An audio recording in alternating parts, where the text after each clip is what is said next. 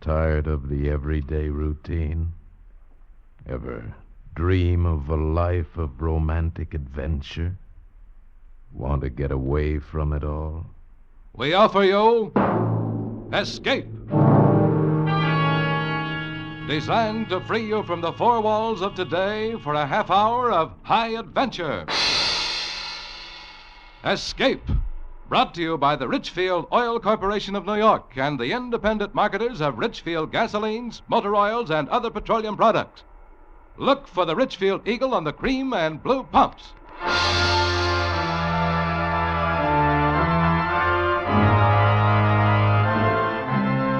Tonight, we escape to a small town on the California coast, behind whose scenes exists a world of terror, blackmail, and death. As H.V. Dixon tells it in his exciting new novel, Something for Nothing.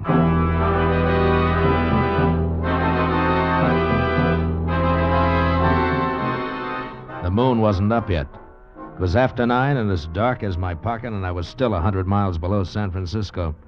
The coast route is tricky driving, too. The road dips and curves like a squirming snake, smack up against the mountains on one side, and on the other, a sheer long drop to the sea. But I was driving north, and I had the inside lane, which wasn't so bad. And I kept bowling right along. And then about 3 miles below Bayside, I was going into a sharp curve to the right when beyond it, coming toward me, the lights of another car flared up, a big cream-colored sedan on the wrong side of the road bearing down on me. I slammed on my brakes and skidded sideways. The other car barely skimmed past, and I saw a woman hanging halfway out the door on the driver's side looking scared to death. She didn't even try to make the turn. Our car went straight for the lip of the cliff, and just as it went over, the woman jumped. And the car went smashing down the face of the cliff, easy, a 200-foot drop all the way to the ocean. Hey! Hey, are you all right? Maybe she slid over. Hey there! Oh. What? Where are you? Don't bother. Oh, there you are. I'm all right. Here, hold on. Don't fall over the edge now. I'm a little shaky. There we go. I didn't see your car not till the last second. Look, lady, I didn't run you off the road. You were way over on my side. Oh, I didn't mean it was your fault. My brakes failed. I was coming down the grade. I guess I lost my head. You could have made it all right without brakes. You weren't going very fast. Oh. I can't see your car down there. It's probably underwater. Might have landed on the rocks, huh? No, I heard it splash. Can I drive you anywhere? I wasn't going your way. Oh, but, that's all right. I'll go back to Bayside. I was going to see some friends down the road, but I don't feel like seeing them now. You can drop me in town. Fine. I'd be glad to. Oh. Whoa, you're pretty wobbly. Here, let me help you. It was a shock, I guess. Yeah, that was a close one. Wait a minute. Hmm? There wasn't anybody else in that car, was there? No, I was alone.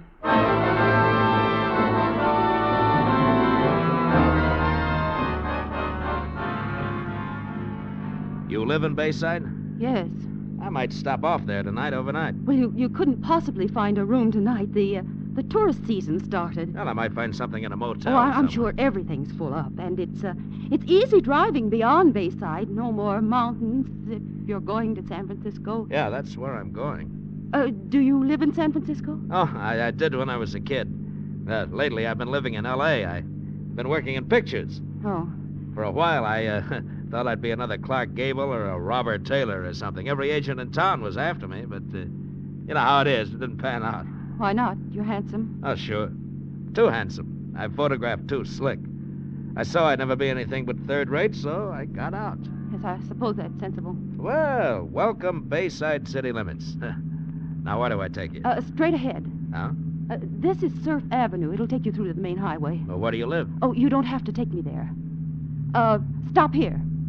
Well, why here? I'm going to the police station to report the accident. Well, don't you want me to go along and be a witness? Oh, no, I'm sure that isn't necessary. Have a nice trip to San Francisco. Thanks. You are going right through, aren't you? Well, I guess so. Well, you'll be there in 2 hours. Yes, I know. Yes, well, thanks again, and goodbye. There was something funny about that dame. Something was worrying her besides that accident. The way she acted toward me, for instance. All she cared about was getting me out of town fast. So, naturally, I decided to stay a while to find out why. I found a room without any trouble at all, and then I walked around Bayside. I liked what I saw. The cars, the stores, the way the women were dressed. Yeah, Bayside was loaded with money. And then sometime after midnight, I dropped into a bar. One of the customers was yawking away to the bartender. I ordered scotch over ice and listened in.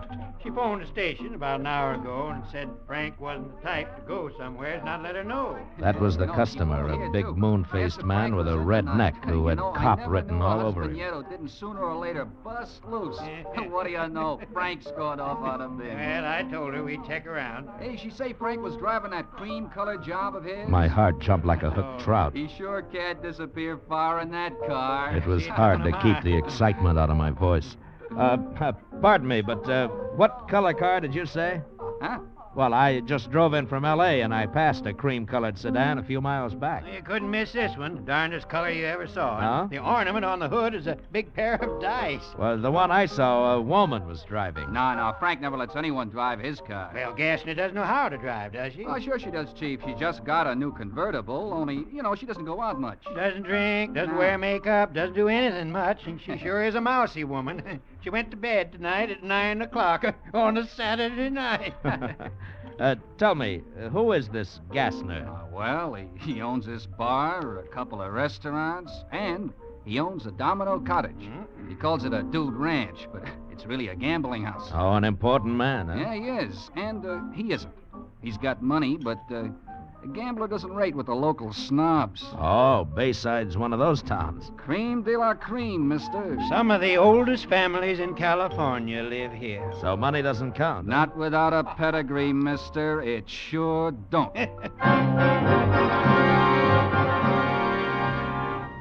But money counts with me, especially easy money. To get something for nothing, that's the sweetest thing in life. Well, I finished my drink and went to the phone booth. First, I looked up Frank Gassner's address, 16 Yucca Drive, and I wrote it down. Then I put through a long-distance call to my pal Danny in San Francisco. He said he'd meet me in Bayside in a couple of days. When I left the phone booth, the redneck cop had left, and the bartender was getting ready to close up. I decided not to wait till morning to drop in at 16 Yucca Drive, so I paid the bartender and was halfway through the door when... Mr. Devon! It jarred me having somebody know my name in that town that particular night. I turned around fast. Gil Devon. What? What's your hurry, Gil? Don't you want to buy me a drink? Well, I don't know you from Adam, baby. Well, I know you. I know your name, rank, and serial number. Oh, I dropped that identification bracelet again, huh? In the phone booth. I went in right after you. Here you are. Thank you. The catch keeps coming open all the time. You ought to have it fixed. Yeah, I guess so. But every time I lose it, it gets back to me somehow. Well, how about my reward? Oh? Like what? We could start with a drink. Well, I'm sorry. I'd love to, but I've got a date. That hardly comes as a surprise with shoulders like yours. Now, what does she have that I don't have? Only one thing, sweetheart, and it's not beauty. But what she has, there's no substitute for.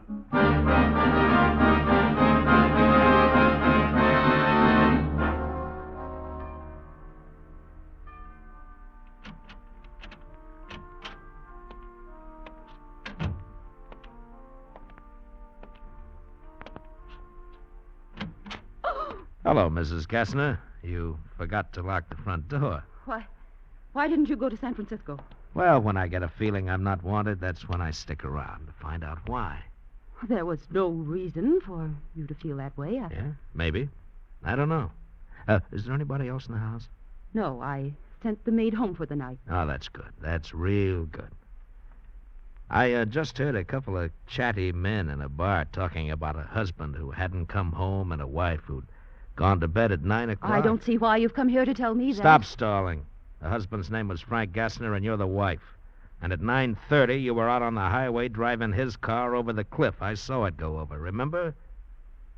If I give you $2,000, will you leave town? You don't think I'd let a thing like this go for $2,000? But I shouldn't pay you anything at all. I haven't done anything. So you'll pay me $2,000 for nothing? Well, the circumstances are peculiar. Yeah, I'll say they are.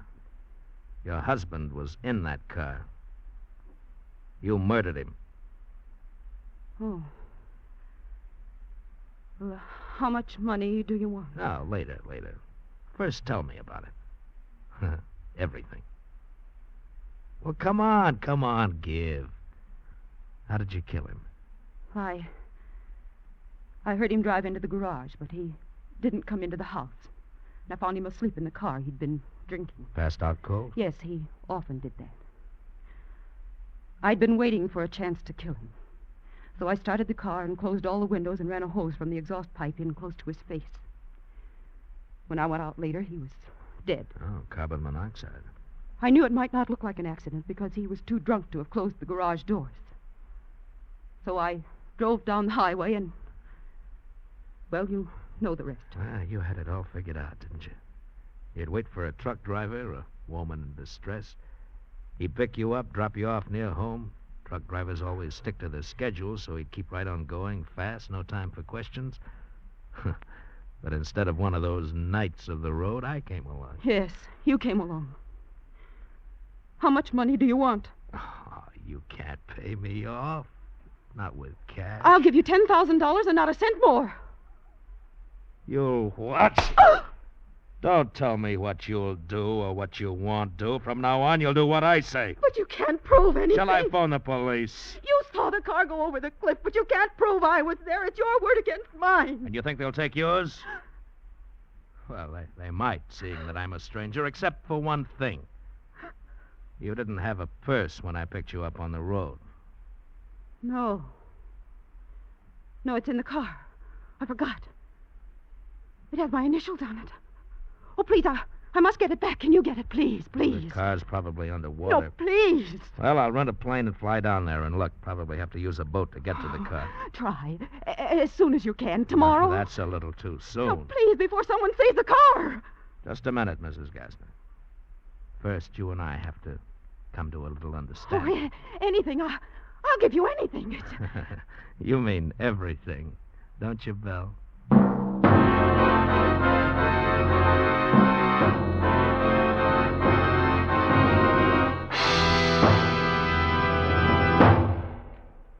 What is xylene? A petroleum chemist will tell you that xylene is one of the highest octane components of gasoline known to science. But here's what's important to you. Xylene is contained in every gallon of Richfield gasoline.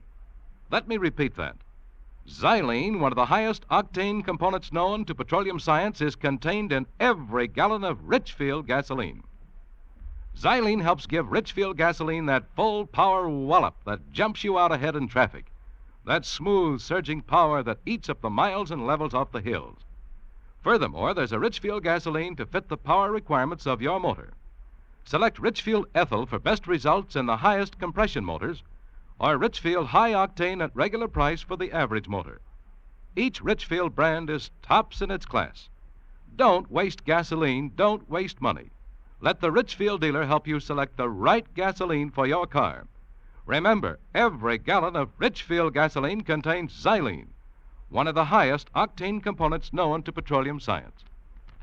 And now we return you to Escape. It was going to be a gold mine.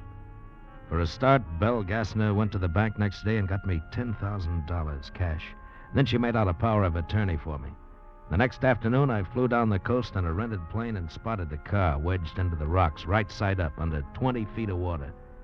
The next day, Belle and I went down in a cabin cruiser and dropped anchor as close to the rocks as we dared. Let the anchor out all the way there. Well, it hit bottom. All right, now take a hitch in the line. Okay. That's it. There's no drag now. Oh, you can't even see the highway from here. No, but if somebody sees us, they'll think we're fishing.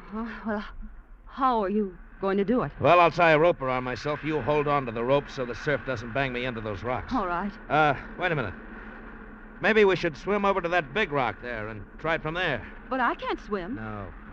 Well, I'll swim over and pull you across. Oh, How's no, that? I'm terribly afraid of water. All right. I'll try it from here then. But you hang on to that rope, you understand? Yes. If anything happens to me, baby, then you're really in trouble.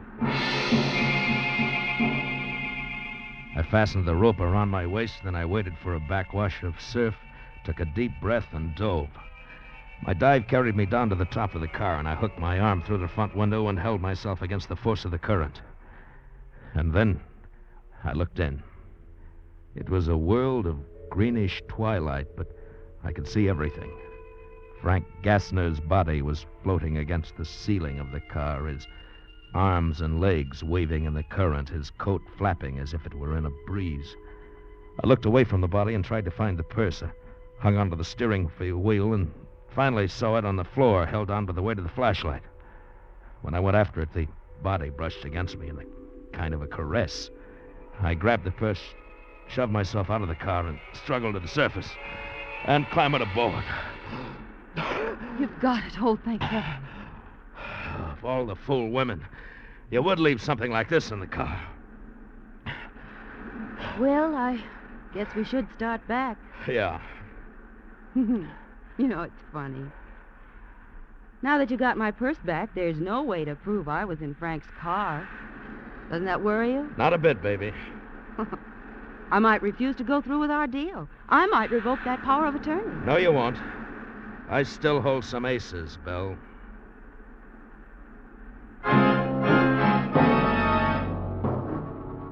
That night I started playing those aces. Belle Gassner had never known a man like me, only a husband that she'd hated. All I had to do was make one move, and she fell as hard as any of the rest of them. And having her crazy about me was the best way to keep her in line, better than any threats. I didn't have to worry about Belle Gassner. Not anymore. And now I had the world by the tail on a downhill pull. When I got back to the Bayview Lodge later that night, Danny was waiting for me. So? What's the pitch, Gil? Ever hear of a character named Frank Gassner? Yeah, sure.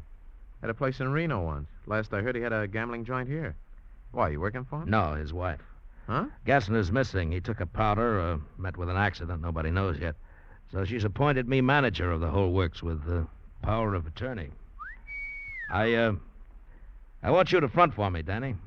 Why do you want to front? Well, I don't want to be known as a gambler. This is my big chance to live first class. I want everything that goes with it. Maybe I'll even join the racket club. Go social. Yeah, you always did have big ideas, Gil. How long is this going to last? Well, long enough. Well, suppose this Gassner shows up someday. He won't. Now, wait a minute, Danny. My hands are clean. I didn't do him, and I know what happened to him, but I'm the only one who knows. Yeah. Yeah, sure, Gil. Okay, I'll play along.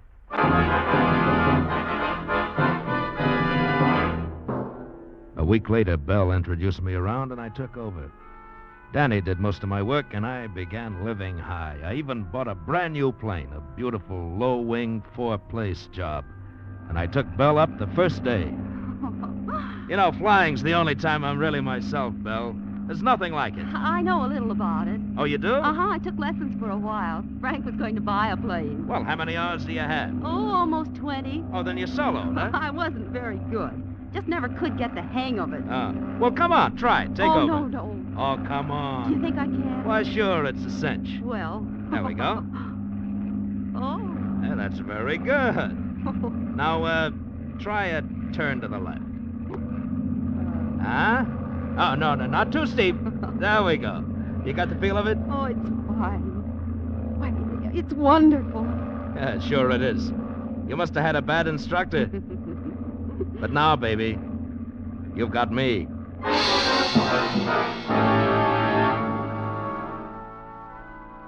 The money began rolling in. I bought a bachelor house on the beach. I joined the racket club. It seemed like there was no end to the good things I'd heard about and never known. Yet, slowly, little by little, a sour note crept in. Belle began to get on my nerves. She was so possessive, I began to hate the sight of her.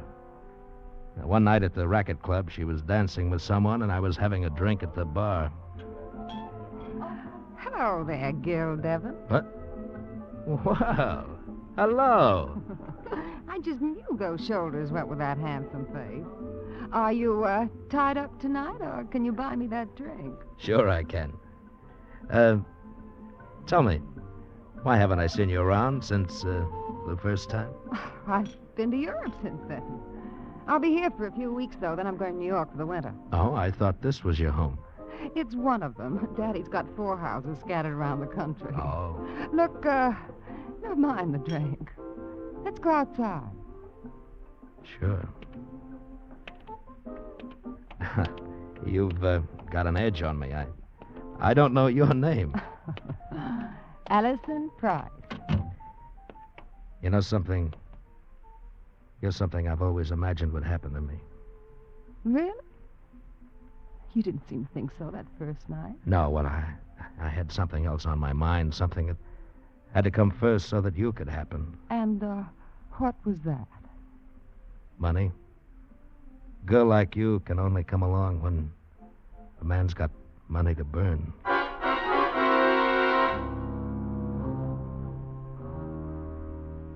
And on the way home that night, I was in real trouble. Where were you? I saw you leave with Allison Price. I told you, Belle, we were outside talking. I warn you, Gil. If you ever think of leaving me, I'll go to the police and tell them we both killed Frank, and I mean it, Gil. Oh, calm down, Belle. I'm not interested in that Price girl. Are you sure? Why, sure. As soon as you're legally a widow, we'll get married. That's a promise, Belle. I felt like a steel trap had closed on me. That Belle was dangerous. She had to be handled right. I planned everything down to the last detail and then waited. Until one night pretty late. Yeah, Gil, they found him. What are you talking about? Found who? Gassner. Gassner's body's been found. The car's down the road a ways at the bottom of a cliff. Somebody spotted it from the air. It must have been an accident. Yeah. Look, should I call Mrs. Gassner? Chief Arnold's not going to tell her till he's poked around. No, Danny. I'll call her. Thanks for letting me know.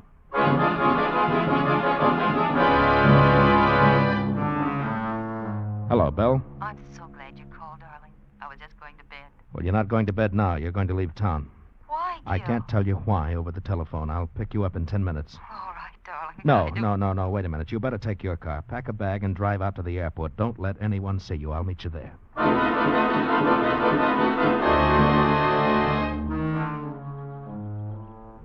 They found Frank last night. Danny called. Oh, is that all? Well, what a relief. I couldn't imagine Wait a why minute, you'd... Belle. Danny says that Arnold's already figured out from the wreckage that Gassner wasn't driving the car. That doesn't mean they'll suspect me. And the autopsy shows that he was dead a long time before the car went over the cliff. They know it was carbon monoxide. No. And somebody on your street saw you walking home that night. Then Chief Arnold knows I was lying. Oh, what'll I do? That's why I asked you to meet me out here. You can take my plane. But I'm no pilot, Gil. You can do it, dear. You can fly up the coast past Frisco across the state line to Medford, Oregon. Oh, what shall I do there? Stay there. You'll be out of the state. Then when I straighten things out, you can come back. But I can't do... It's the only thing you do, Belle. Now, trust me, darling. It was barely dawn, and there wasn't a soul around. Belle stayed in her car while I got the plane ready. I rolled it out of the hangar and parked it just over a water drain, and then I opened the valves to the gasoline tanks and let almost all of it drain out, so she'd have only enough fuel for 15 minutes of flight. I rolled the plane out on the runway and got it warmed up, and then Belle ran across, and I helped her climb in. Now, just follow this course I've marked, dear. Yes? Stay over the ocean at least an hour. Why, Gil? Well, I don't want you spotted. It's safer that way. Oh. This engine runs like a wristwatch. All right, darling. Oh, Gil. Oh, you're okay, honey. Don't worry about it. Now, depend on me. Now, don't start crying, dear. You have to get out of here. Gil? Goodbye, darling.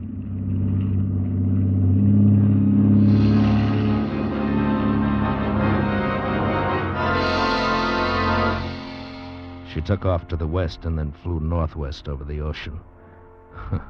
What a trusting fool she was. When I looked at my wristwatch driving back to town, it was 18 minutes since the plane took off. By then, it was down somewhere in the ocean out of gas. It would sink at once, and Belle couldn't swim. Well, it wasn't such a terrible way to die. And Chief Arnold would figure it this way. Belle had heard that Frank's body was found. She lost her head and ran because she had murdered him. Case closed.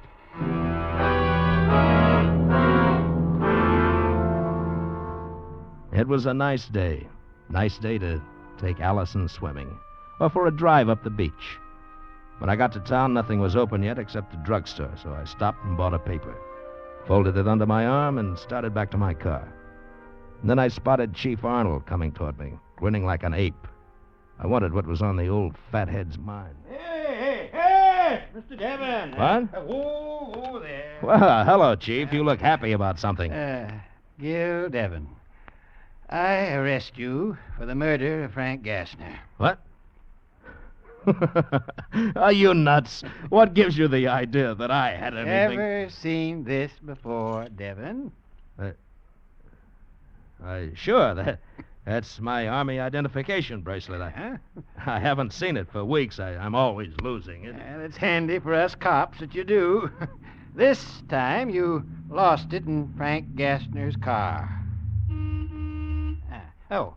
Say, isn't that Allison Price? Well, I'll be darned. She's got under your skin, too. Shut up. Shut up, you flat-foot. Gil! Come here, I want to talk to you. Oh, beautiful girl. And so near. So near. And yet so far.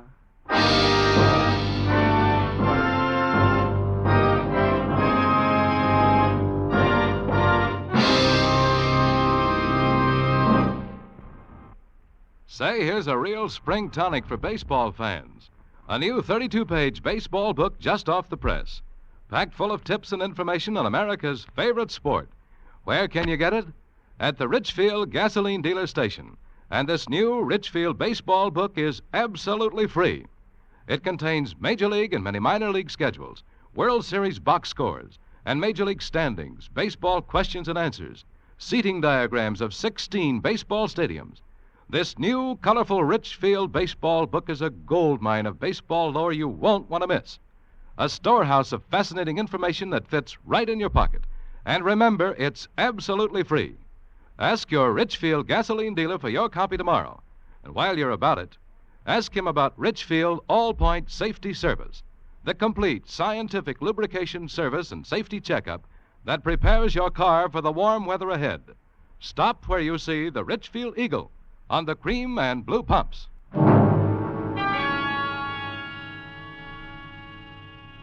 Escape is produced and directed by William N. Robeson and has tonight presented Something for Nothing by H.V. Dixon, adapted for radio by Sylvia Richards. Featured in the cast were Bill Conrad as Gil, Ann Morrison as Belle, Frances Cheney as Allison, Will Gear as Arnold, Rick Vallon as the bartender, and Paul Frees as Danny. Special music was arranged and played by Ivan Ditmars. Next week. You are being whirled through the streets of New Orleans by the gay revelers of Mardi Gras. But somewhere in the crowd, dressed as a clown, is a murderer. Your murderer, from whom there is no escape.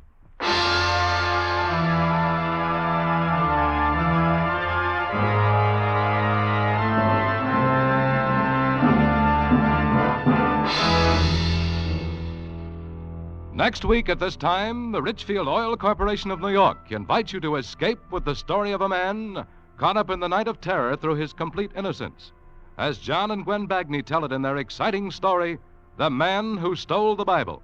Be listening. Goodbye then until this same time next week when once again we offer you Escape.